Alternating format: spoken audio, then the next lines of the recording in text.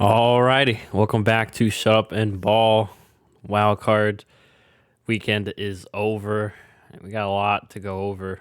Even though there's only 6 games, we got a lot of things to cover, as it is playoff time. So I'm not even gonna ask John how his weekend was because we'll get to that.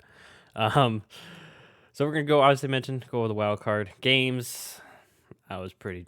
I had a good weekend, but I didn't. My team wasn't playing. But we'll go over the first games on Saturday, starting with the Bengals and Raiders. Bengals beat the Raiders 26-19. I think a little bit closer than some people expected, but really felt. I don't know about you, but it just felt like the Bengals were in control the whole game. Granted, it was still close, but I never was really truly worried for them. And unfortunately for the Raiders, their season is over. I want to see what happens with the head coaching position. They've already fired Mike Mayock.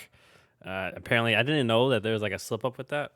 Like apparently, like they were there's like a report that they're looking for a new candidate before they released that they fired him, even though they said that he knew. So it was just not a great look, Mark Davis. Nonetheless, what were your thoughts, I guess, on this game and how it turned out?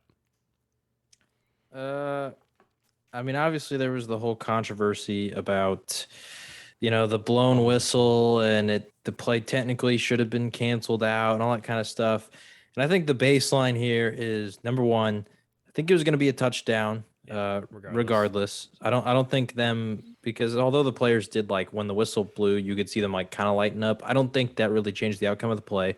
Number two, um, that being said, with the rules, the play should have been replayed because that's just the rule set. Now, regardless, one team's getting screwed. Either the Raiders are, the rules are not being followed, and the Raiders, don't get another shot at getting a stop, or, um, you know, the the Bengals have to replay a touchdown, which really sucks. So one team was getting screwed regardless. To me, it doesn't impact the game. I feel like if the Bengals replay that down, I still believe in their ability to score. Joe Burrow just had a really good game, and Jamar Chase was killing them, and the receivers were just having a lot of success. And so, Raiders fans have a right to be upset that the rule was not followed because that is kind of ridiculous that NFL refs, were not following the rules. And there was an explanation behind it. I don't know. I'm not going to get into all that. So Raiders fans have a right to be upset, but regardless, like you said, I felt like the Bengals were in control the whole game. I didn't feel like they were really ever truly threatened by the Raiders. And that's just simply put, I think the Bengals are the better team, the more talented team, and yeah, they came out on top. Yeah, I think that should really be more of a credit to the Raiders. I mean, not a lot of talent on the team. Lose your head coach, lose a former first round pick throughout the year, interim head coach, and you're still in Las Vegas, which and then also there's and then another first round pick in Damon Arnett they had to let go as well. So a lot of turmoil and not a lot of talent really too, and they still made the playoffs. So yeah, I'm interested to see who they replace Mike Mayock with, and then obviously if they keep Rick Passacci around. Personally, I think he's deserved to stay, and it seems like the players really like him. But obviously, it's always tough when you get a new GM in because usually they want their guy, and but then yeah. So now it's a little bit of a quandary for the Las Vegas Raiders. But yeah, I'm with you. The Bengals really had control most of the game, and early on, I kept texting our friend Mike like it was they was playing. They were playing seal coverage on Jamar Chase, so that's what Joe Burrow was doing early, and then the looks like the Raiders finally adjusted a little bit, but then opened up the rest of the game, the passing game for the Bengals, or yeah, for the Bengals. So yeah, just good for Cincinnati too. The first playoff win in what since the nine 31 years. 31 years. I was like, yeah, I know in the early 90s, right? I think Yeah. so. Yeah, credit to the Bengals getting that monkey off their back, and I believe their head coach gave one of the game balls was for the city of Cincinnati. So your nightmares of Marvin Lewis and Andy Dalton and the whole debacle whenever they couldn't win the playoff game, it's over, Cincinnati. So good for you. But I think that's about all I have on this game. It's just like you said, it's just the Bengals were just a more talented team at the end of the day. So hopefully the Raiders can change that next season. But keeping in the AFC, now we go to the night game on Saturday, which, like most of these other games, was not really close. Buffalo Bills were all over the Patriots, 47-17. Another amazing performance by Josh Allen, 21 for 25, 5 touchdowns, more touchdowns than incompletions. Um, and just, I mean, for lack of a better phrase, just kick the Patriots' ass. Is just basically what would happen. So, what were your thoughts in regards to this game? We're gonna get into the Cowboys game later, Yeah. but when I was watching that game, I could only sit there and help but think about this one and how impressed I really was by what the Bills are able to do. I mean, the fact, like the stat that came out that was like every single drive they scored a touchdown, they did not kick a field goal, they did not punt, they did not turn the ball over until they need the game out. Like that every single drive, and that I think that was the first time either in playoff history or NFL history that's ever happened. That was absurd. And to do it against Bill Belichick and the Patriots, who, although they're not like the best defense in the league, they're a very good defense. They have a lot of talent over there. They have some big signings like Matthew Judon. They have, a top 10 corner in JC Jackson. You could argue he's top five. And they had a lot of talent over there. And, the Bills, they just came out and they punched them repeatedly over and over. And the Patriots had no answers. I was incredibly impressed. That's the sort of game that if you're a playoff team that you want to have, you make a commitment to the league that we cannot be ignored. Um, Simply put, you don't give the opponent for your next game any footage of you being stopped. And so they have nothing to go off of another team having any sort of success against you because every drive you won. So, man, major credit to the Bills, Josh Allen, their coaching staff. I don't know what has changed when it comes to now. All of a sudden, they're able to run the ball. Maybe it's just a willingness to commit. Maybe it's Devin Singletary. Maybe it's a mindset thing. I don't know. Maybe it's scheme. I don't pay attention enough to the Bills to truly know if there's like massive scheme differences here from beginning of the year. But Devin Singletary, he had 81 yards on the ground, 2 rushing touchdowns, and I think this Bills team with the ability to run now has become incredibly deadly. And yeah, I mean, it's hard to deny, the Bills and being a legit contender after that sort of win. Yes, I'm right with you. I mean, obviously, everyone knows I'm pro Josh Allen. Um, in my opinion, I mean, it was all about Josh Allen. It's, I mean, early in the game, got him running the ball, ran the ball with him a bit, and it seemed to open things up. And then they were aggressive. Although it is a very good New England defense and it's a top 5 defense, they didn't play scared. They still took their shots downfield, and I think I think you can tell from Bill Belichick's reaction just after the game. It's just you got to tip your cap to it. It's just he had an amazing performance. They couldn't stop him, just like they did last game. Just like it got to kind of late in their last meeting. Josh Allen just was able to step up and play it to a whole new level. And I think I've told you this, John. I'm not sure, but man, like he's making my quarterback rankings after this offseason tough. Like I might have to put him one. I don't know. Like he's definitely up there. I mean, I think you could definitely argue had a better season than Patrick Mahomes.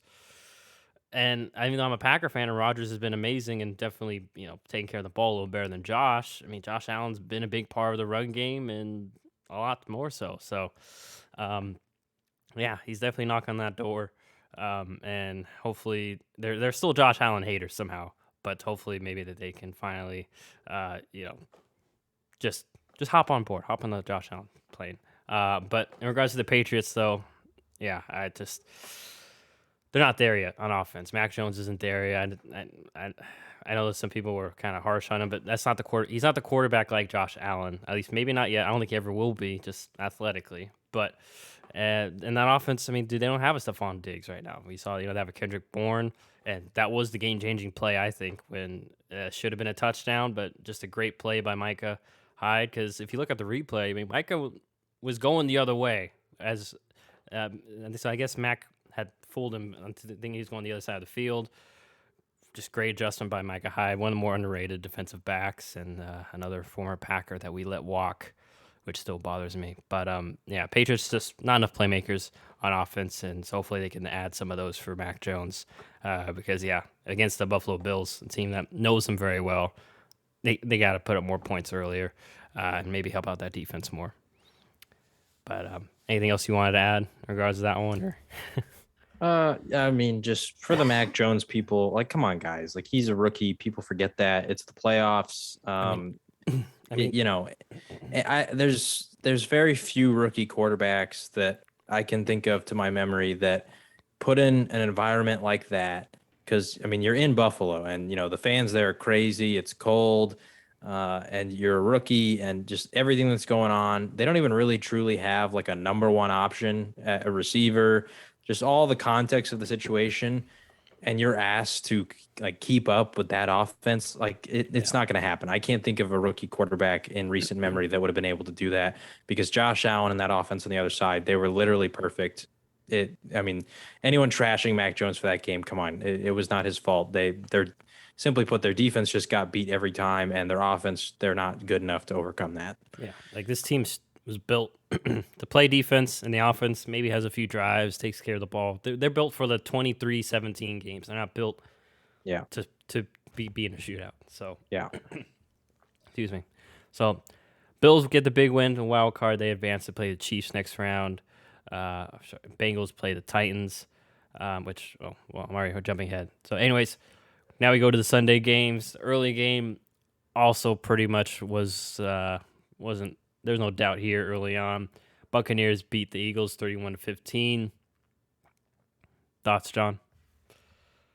I mean, this one is expected. Honestly, the real shame about this game for the Buccaneers is they did not come out healthy.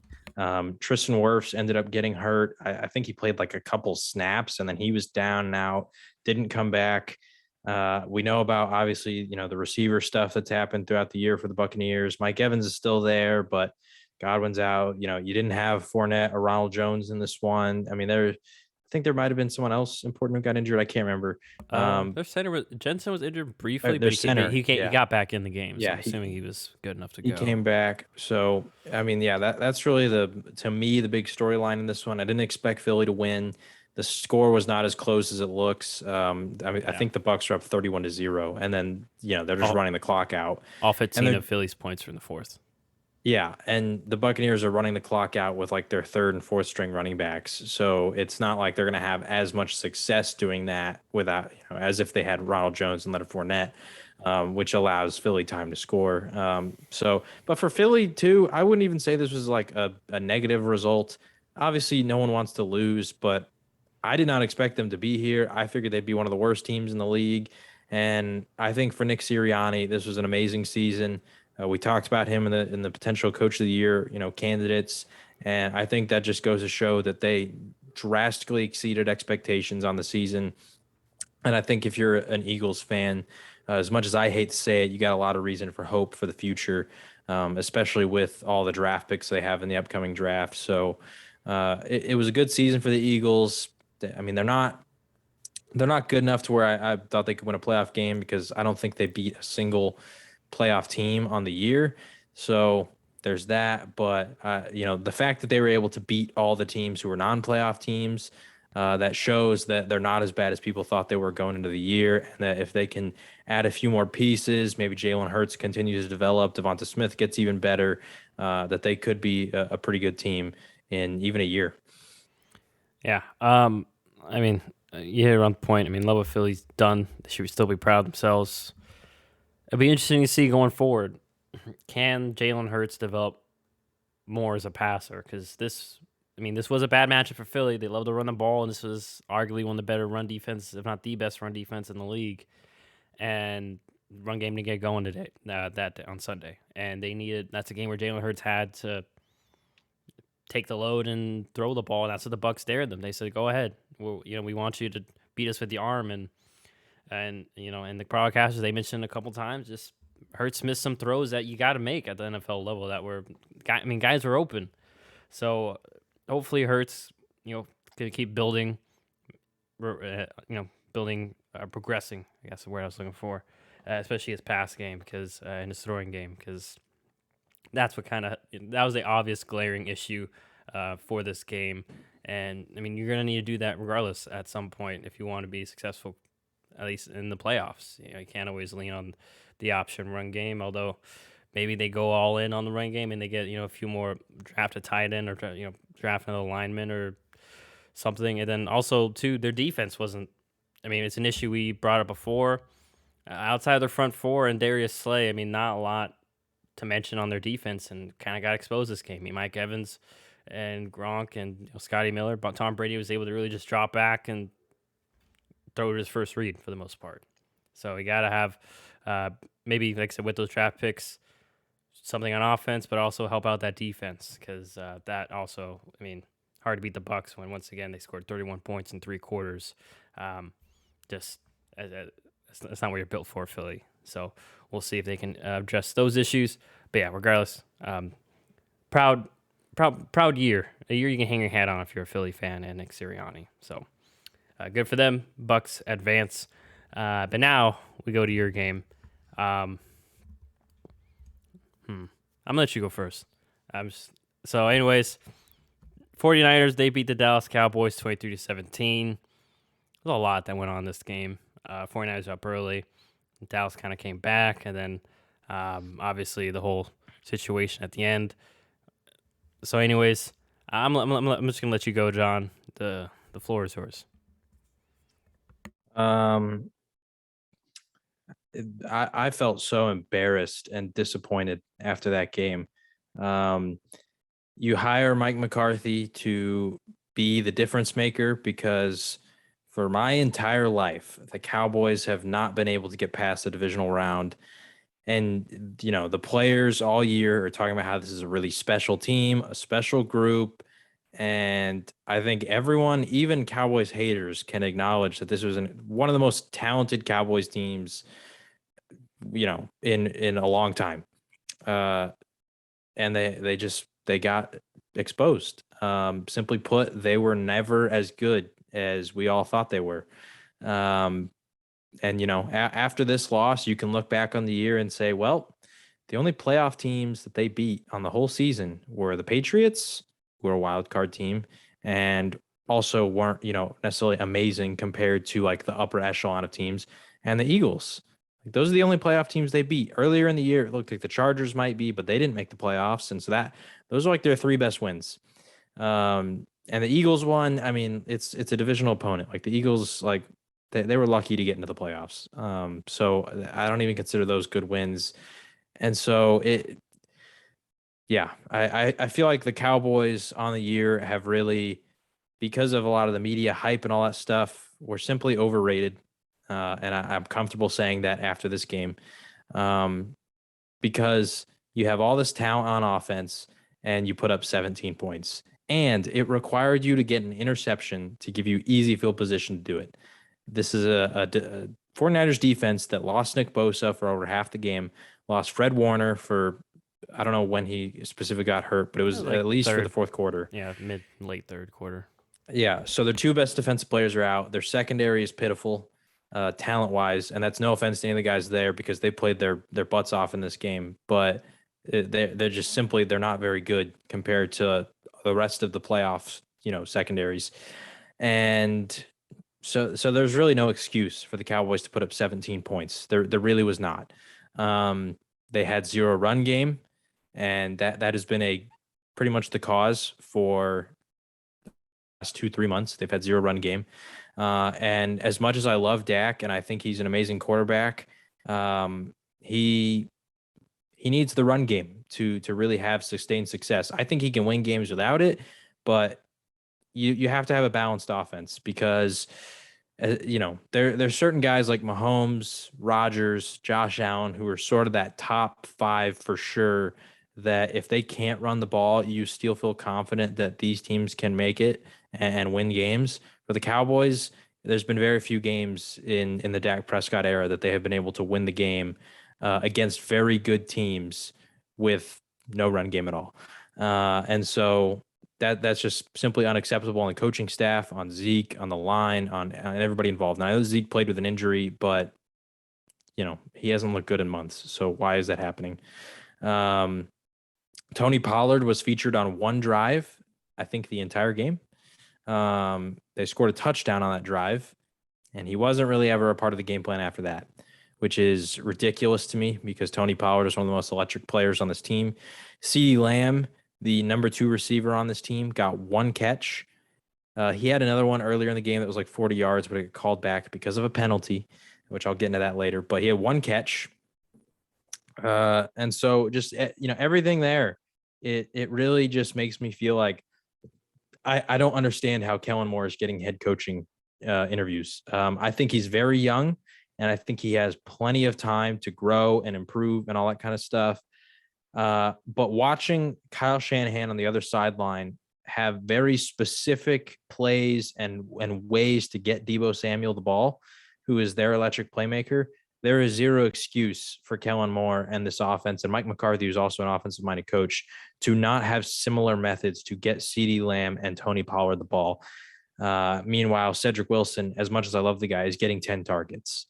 It's just not acceptable, especially with the talent that those two guys have in the open field. CD and Tony Pollard, they can turn any play into, a 60, 70-yard play, and we didn't even really give them the opportunity to do so in this game.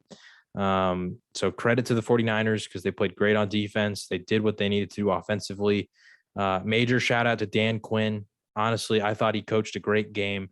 The first drive, the Niners came out and they punched the Cowboys in the mouth. But after that, it was all field goals for the first half. And then the second half, they didn't score a single time except the one touchdown. But that came off of a Dak Prescott interception that set them up for easy field position. So I think Dan Quinn coached a hell of a game against a really good 49ers offense. But simply put, Kyle Shanahan was just the better coach on the day. He did what he needed to do to get his team in scoring position. Their defense came out and they did what they needed to do to stop the Cowboys and what they wanted to do. So like I said, it was an embarrassing game, a really disappointing game. And it just felt like we wasted all the talent that we had this year because we have a lot of free agents this upcoming season and a lot of important players like Michael Gallup and Cedric Wilson, Dalton Schultz, Randy Gregory, J-Ron Kurtz. Like a lot of important players are free agents this upcoming year. Isn't So Leighton Vander Esch too? Isn't he yeah, probably Leighton Vander Esch is Keanu Neal, DeMonte Casey. Like it's a lot of starters are free agents. Connor Williams, left guard, even though I want him to leave. So a lot of free agents this year. It just felt like it was a wasted season. And I gave Mike McCarthy his 2 years, but if you follow us on Instagram or you've seen, our TikTok or I even posted it on YouTube, I'm done with Mike McCarthy. I gave him a chance. I know the Packers fans like yourself, our friend Matt Parent said that it was a terrible hire, and I wanted to give the guy a chance, but I want For the record, I never said it was a terrible hire. I just said you don't expect too much. yeah, you were done with him when he got There's a ousted reason Mike left, and Yeah. many. Sorry, just add this before you keep going. Some of those reasons you've listed are why Mike is gone, but keep going. Yeah. So I'm done with the guy. I want him to get fired. Sadly, Jerry Jones and Stephen Jones have both already said that they are not firing him. So I'm prepared for next year to be the same. My worst fear is that we win a wild card game and then lose the next week, and they think that improvement is enough to keep him for another year. But I'm ready for him to leave because, and I already outlined this on the little TikTok video that we made, but Mike McCarthy does not run the defense. So any defensive things, I give credit to Dan Quinn. He doesn't call plays on the offense. I'm sure he influences it. And I know for a fact he influences it because of certain schemes that we run that we did not run when Jason Garrett was here. But he doesn't call plays on offense. So he's not responsible really for that outside of like the preparation side. And if you want to talk about preparation, Cowboys were not prepared at all in this game. They went down double digits. Their offense did not get going at all at any point in this game. And, out of the 23 games that Mike McCarthy has coached the Cowboys where Dak Prescott was healthy, the Cowboys have fallen behind by a double-digit deficit 9 out of those 23 times. That means you're unprepared for almost half of the games that you're going into. And those are not necessarily against elite teams either. Like the Niners are an elite team, but not all of those games are elite teams. For example, the Denver game this year fell behind by double digits, and a credit to Denver because they had a pretty decent season, but they didn't make the playoffs. They didn't have a winning record, so they're not an elite team. Anyway, so there's that about Mike McCarthy. And then the other thing, the big thing that he really does that I think he was brought in was to establish a culture that includes winning. And it's shameful, the culture that the Cowboys have right now. I am so tired, and I'm not even going to talk about that final play. I am so tired of the Cowboys blaming the refs. Like the seeing the fan base do it is getting annoying, but more importantly, seeing the players and Mike McCarthy himself repeatedly blaming the refs for us losing games where our offense sucked and we got going too late, like all that kind of stuff. Like I'm so annoyed by it. I love Micah Parsons because he's the only player that I've heard, which maybe I just haven't heard all the interviews, but he's the only one I've heard who's not done that. When we lost to the Cardinals, he said, well, we showed up for one quarter. You can't win a football game if you don't show up for all four. And while all the other players and coaches were blaming the refs, not all of them, the ones that commented on the situation were blaming the refs. And so if Mike McCarthy's big influence is on offense and the culture sucks because they have zero accountability. That can be seen in the fact that we led the entire NFL in penalties. We were second in total penalty yards, only behind the Raiders. Shout out our friend Mike, even though he hates that fact. But led the league in total penalties, second in the league in total penalty yards. Zero accountability the entire way through in that regard. Zero improvement in that way through the entire season. 15 penalties or 14 penalties in this game. You can't overcome that in the playoffs. We were sixth in the league in penalties last year, so we got worse when it came to penalties. And like I said, they're not sitting there and saying we have to be better. They're not looking in the mirror and saying we have to improve. They're blaming other people for their lack of ability to win a big game. You lost to the Buccaneers, you lost to the Chiefs, you lost to the Cardinals, you lost to the 49ers. You lost to the Raiders. You had ample opportunity to beat playoff teams, and they just simply did not on the year, and the better team won. So that is my rant about the Cowboys. I know we are not putting that much attention towards all the games, but if you have listened to the whole thing and you're not a Cowboys fan, you don't care. I apologize, but I just had to get off my chest. I hope Mike McCarthy is fired within the next year. I hope that Kellen Moore leaves and takes a head coaching job, and I hope he thrives there. But I'm not a big fan of him in Dallas. Yeah. I will say about you wishing Kellen Moore to go elsewhere. Just be careful, because that could easily lead to Mike McCarthy running the offense, or Mike McCarthy brings in old buddy Bob McAdoo. Well, if that happens, then we'll be worse, and then maybe he'll get fired. Okay. So like I said, I think Kellen Moore over time can eventually grow and become a great offensive coordinator. I don't think he's ready right now. It just feels like I said, when Kyle Shanahan is on the other side, getting his playmakers involved, and we're not, that's a Kellen Moore problem. That's a Mike McCarthy problem. And then also, I've just never really been impressed in any of our big games this year outside of the Tampa game, which we had 4 months to prepare for. I have not been impressed by Dallas's ability to draw up drives that can lead to touchdowns. We're just far too inconsistent in all the top games that we played. Even the Chargers game where we won, we scored 20 points. The Cardinals game, we scored 22. The Raiders game, we scored 33, but the Raiders don't have a great defense. There's just not a lot of impressive performances this year against top tier teams. The Chiefs game, we scored 9. So if Kellen Moore was to leave and be incredibly successful elsewhere, good on him. But I'm ready to move past him and Mike McCarthy. If Dan Quinn became the head coach, although I wouldn't love it because he didn't have great success in Atlanta, he's better than what we got, and the players seem to really like him, and he's done a fantastic job on defense. Yeah. In regards to this game, 49ers should have put this game away on that when Jimmy G missed Ayuk on that one. Yeah, Jimmy G tried to let us win. He really did. That's unfortunate because Jimmy G played overall, besides that and the interception, a very good game. Quarter. It's just that's what it boils down. First 3, he was great. Yeah, it's just that's what it boils down to, though. And unfortunately between a good quarterback and an elite quarterback is those 3 snaps where you don't play well. But yeah, I'm right with you. I mean, you see one side, Kyle Shanahan, motions, different formations, a willingness to be patient with the run, but also, I don't want to say that they're not thinking ahead, but tying plays together. Oh, you've seen this. I'm run this run play a few times, this formation, this guy, but next time I run it, it's gonna be different. We're not gonna give it to the back. We're gonna, Jimmy's gonna boot and there's gonna be a wide open guy for 10 yards, this and that. So yeah, I mean, I think that's the main issue with Kellen Moore and Dallas offense. And I think too, people kind of overhyped. Besides Zach Martin and really Tyron Smith, I mean, Leo Collins is okay, but I think people still think, at least from what I see social media, people think they all still have that amazing offensive line with Frederick and and them. But that's not it. Dallas's O line's like, I would say average about now. They're thriving off of their reputation, Yeah, but and they like because don't Tyron deserve to Smith's be. in and out. Same thing with Collins. He seems to be kind of in and out. And then poor Zach Martin's still trucking Zach along. Martin's He's still trucking elite. along. I He's know. still a Yeah, beast. Everybody he. else sucks. But you still need other pieces. And then, but yeah, I think that's the biggest thing you mentioned is like there's also lack of patience with the run game and lack of diversity. It's a thing that's very common with Mike McCarthy. It's gone back to our Packer days. It's just relying on the quarterback or the players to just relying on their players to beat the other players, as opposed to maybe drawing up advantages, schemes to help them even more.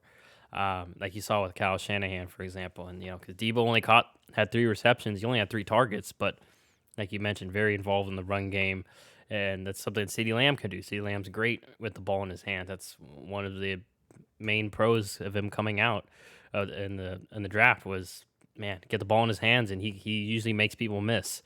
Um, so yeah, it's just, yeah, it was just a bad matchup too. Like we mentioned, I mean Dallas really defense is predicated on creating chaos, creating turnovers, and 49ers they're predicated on running the ball, taking care of the ball, and then just being methodical. So credit to the Niners there, but and then in regards to the last play, you didn't talk about it, but Tony Romo pretty much said very well on the podcast or on the broadcast. You got to run the ball to the ref. The ref spots the ball. You don't spot the ball. That's why you see Which, just real quick, yeah, I do want to add the actual line of scrimmage. So the players lined up at the 24. It was supposed to be at the 25, because which is where Dak slid. yeah, because Right. Dak slid. And so that was the problem when the ref tried to spot it, is he tried to move it back, but didn't have the space because where the line was. And he tried his hardest. Yeah. So he just set it there. And the Ran other off. refs actually adjusted and moved a yard up because of that. So the Cowboys got a free yard they weren't even supposed to get. So anyway, I just want to throw that in there. But yeah, and then also I was listening to Pro Football Talk, and they were saying that apparently Dallas, like Matt Christ tried to say they practiced that and stuff, but Chris Sims on their former NFL quarterback, he says, "Well, New England, they said 18 seconds is the time because you also Yeah. have to give real time. You have to give the fault that the ref has to run his butt all the way over there, and he's been running around all game, and also Dallas didn't make space for the ref, so those were the Yeah, issues. the offensive line, you got to space out. Yeah, for the you guy. it's unfortunate, but you gotta let the ref do his job, so you can do yours. And then so once again, like you mentioned, preparation, Mike McCarthy, you got to account for real life BS. So it's not always going to be perfect. The situation, the conditions aren't going to be perfect for you to run that play. And also a little bit of the egg goes on Dak too. Got to slide maybe a little bit sooner too. You can't. Got to be aware of the time and all that stuff. So. Yeah, just a terrible way to lose because you at least want to see the chance for the Hail Mary, and then if you fail, it's like okay, well we at least got to see the chance. So that was unfortunate, but yeah, I think that's all. Oh, last point too. Now that we're talking about just refereeing in general, not that this was the ref's fault, but once again, if I this what annoys me. Unfortunately, the players, you mentioned, and the fans directing their anger at the refs. You need to direct the anger at I feel at the owners. Once again, cheaping out on referees who have like other jobs where their main occupation is not refereeing. Like it's $1 billion industry. We can't afford like full-time like NFL referees. I'm just saying. Or a sky judge like we've mentioned before. Or just NFL's behind. Like we should. I remember I was last point. Sorry, talking like my girlfriend rarely watched football. She watched with me one time, and she was like, "Why don't they have a tracker in the ball? Like it's 2021 Yeah. at the time." And I was like, "Yeah." But instead we were relying on old men to run around and to spot the ball and where people are going out of bounds. Like I know like it won't happen overnight, but it's something that like could we maybe build towards? Try things out in the preseason. We see the NBA always trying stuff out. Well, we got them in their helmets for Yeah, like all the concussion data. and Like the radio like especially with betting becoming so much bigger. Like don't you want? I would figure you want you don't want to leave any doubt in the game. But I feel like every playoffs we're talking about. The refereeing did this. Like, I don't want to bring it back, but the NFC Championship game, like, refs all of a sudden swallowed their whistles. So it's something that I think the NFL definitely needs to iron out, but I don't know if they ever will. So, anyways, Also, just random, really quick point. I don't disagree with the decision to try to get more yards because you have more success if you're like closer than like a 40-yard bomb. But I don't like. Why would you QB sneak it? Like they literally played sideline defense because you just converted 3 plays out of bounds. So they put. If you look at the play, yeah. they had 3 guys on the defensive line, 3 safeties in the end zone, and everybody else was on the sidelines. Throw a slant over the middle to Cedric Wilson, let him get the yards, and let him run the ball to the ref while Dak is getting everyone set. Yeah. That was the problem. Was Dak was trying to get everyone set.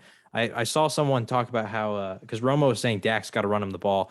I saw someone else say that apparently when quarterbacks are trying to get people set, it's actually pretty common for them to give it to the center, and the center has to give it to the ref. Tyler Biotish did not do that. He tried to set it himself. But if you want your quarterback to, if you want your quarterback to like get everybody set, then don't even have him run. Like he's not faster than Cedric Wilson. So anyway, Cedric, whatever. It's So, anyways, very unfortunate for a season to end that way. So that's the way it goes. But now we go, maybe on a little bit brighter / also keeping on a sad note. Going to Kansas City for the Sunday night game where the Chiefs took care of business against Steelers, 42-21. Kind of win as we all expected. I mean, good for Big Ben. This probably is the end. Shout out to my friend Anik who managed to be present at that game. But in regards to the game itself, like I'm not too shocked. Like Kansas City's offense kind of getting back on track, and their defense played really well here. And yeah, I don't know if you had anything to add in regards to that. For the first like quarter and a half, man, shout out the Steelers defense because tried so hard. Like you said in our group text, they looked like they could potentially win the game if the Steelers kept playing like that. They tried their butt off. I mean, even TJ Watt was able to get a touchdown. Like they really tried, but it's too much to ask for that defense to literally carry this team when they weren't able to score on offense at all. I mean, they put in a couple touchdowns late in the game, but it was already done at that point. So good for the Steelers defense, TJ Watt. They tried their butt off. Farewell to Big Ben. He had a great career. Obviously, you never want to go out that way, but the fact that he was able to make the playoffs this year, good for him. Although I'm not a Big Ben fan by any means, and I don't like the Steelers. It's got to be good if you are a Steelers fan that in his final run you were able to make the playoffs instead of just like being abysmal. Yeah, and I think we mentioned before, but they get a solid replacement. Like this, they could very well be back in the playoffs again. They have that talented of a roster. But yeah, even though I made fun of Big Ben and the fact that it was painful to watch him play quarterback this season, it's just because I have so much respect for prime Big Ben. He was one of the, if not the best deep ball throwers in leagues I've seen, and he paved the way for a lot of bigger quarterbacks, just his style of play. Hopefully he enjoys retirement. But for the Chiefs, they advance to the next round. They host the Bills. So we'll talk all about that in a moment. But now we go to the last wildcard game, the Monday nighter, LA Rams, Arizona Cardinals, and our old friend Cliff and the gang did not show up. They got beat 34-11. All 11 points were in the second half. And we spoke with our friend Kyle, resident Cardinals fan, about this. It was not shocking, to say the least. But anyways, what were your full thoughts on this game and how it transpired? Well, first off, great game called by Sean McVay. Relied very heavily on the run. They ran it 38 times as opposed to only 18 attempts at throwing the ball, one of which was Odell Beckham. So Matt Stafford didn't really have to throw the ball, and he was very efficient, 13-17, 200 yards, 2 touchdowns. So he was great. The defense for the Rams came out and played, got that pick six, put a lot of pressure on Kyler Murray. But yeah, just really, really well-coached game by the Rams, because I think that although McVay, and I saw some interview of him, and he was asked about the Matthew Stafford interceptions and all that kind of stuff, and he said, listen, I don't want to get rid of his aggressiveness, because that's what makes Stafford Matthew Stafford, is he's willing to be aggressive. He's willing to throw the ball into dangerous places because he has the arm talent to do it. But there are ways that I can coach to ensure that we aren't, putting ourselves in situations where that aggressiveness can come back to bite us. And so I think that he coached a really great game here. I mean, it was great to see Cam Akers back. He had a really good game off of, I think it was what 5-6 months from a torn Achilles. Like the recovery time there is crazy. And he ended up having 55 yards in the ground. It was only 3 yards per carry, but I think he had like 50 something that were removed due to penalties. So he almost had 100 yards if the penalties didn't happen. So that was really awesome to see. And then overall, it was just a really complete win for the Rams. I haven't really seen anything about the Cliff Kingsbury contract situation because I know that he is up for extension. I'm going to imagine they re-sign him because honestly, most people didn't really even expect them to make the playoffs. I know that in our predictions, we didn't have them. There was a point where I had talked myself into them winning the division. I went back on it and said the Rams, which is the right call. But then I went even further and I didn't even pick them to make the playoffs at all. So even I, who had a moment where I thought they could do it all, I didn't even pick them. So I think they exceeded expectations at some level this year, not like the Eagles level where, they really weren't supposed to be here. Um, but I think that a lot of people didn't necessarily have the same belief because of the division they're in with the Niners, the Rams, and even the Seahawks. So I think they bring Cliff Kingsbury back. Would I? No. I mean, you know how I feel about Cliff Kingsbury. But it is what it is. I don't know how all Cardinals fans feel about him. I know we got our resident Cardinals fan, Kyle, who doesn't necessarily love Cliff. We got a follower on Instagram whose name is Fire Cliff Kingsbury. So shout out to that guy. I hope your wish comes true. But I think the Cardinals, although it was honestly a really embarrassing loss and Cliff and Kyler's worst game, I think for the most part they exceeded expectations on the year. But they exceeded those expectations within the first 7 weeks. Once you go 7-0, the bar was raised, and they were very disappointing in the second half. Yeah. So in regards to the Cardinals, I mean, I think we're starting to see a pattern where even last year, but last year was a little bit so, but this year especially, where they get off to a hot start, and then teams figure them out, and then it's like I don't want to say like Cliff's not continuing to innovate, but it just feels that way. It seems that way. I mean, you watch this game and so many times you had to see Kyler Murray pat the ball, go to his second, third read because the Rams knew where they were going with the ball. They knew the general areas they like to attack.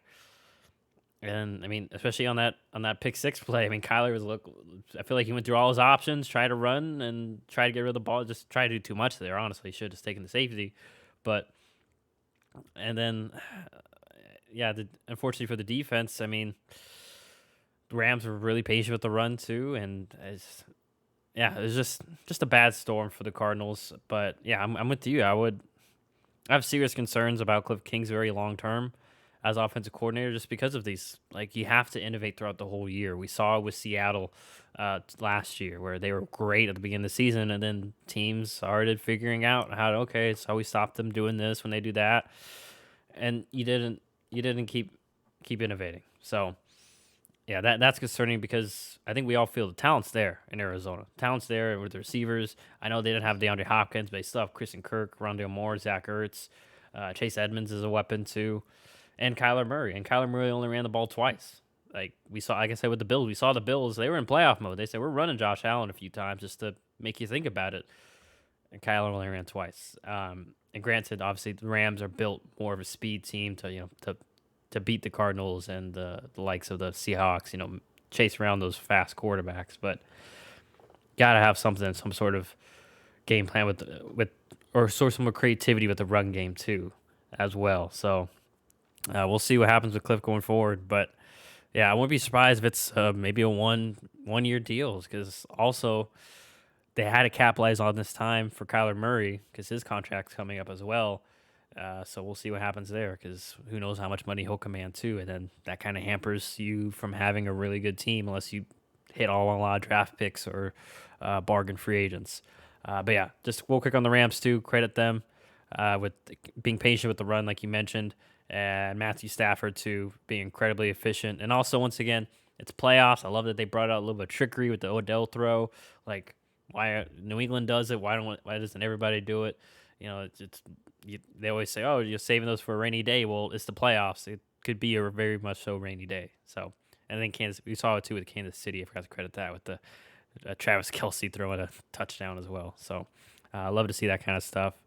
But yeah, a lot of questions for the Cardinals going forward. But that will be all for the wild card reactions. That was that. So now we're gonna make our picks this podcast for the divisional game.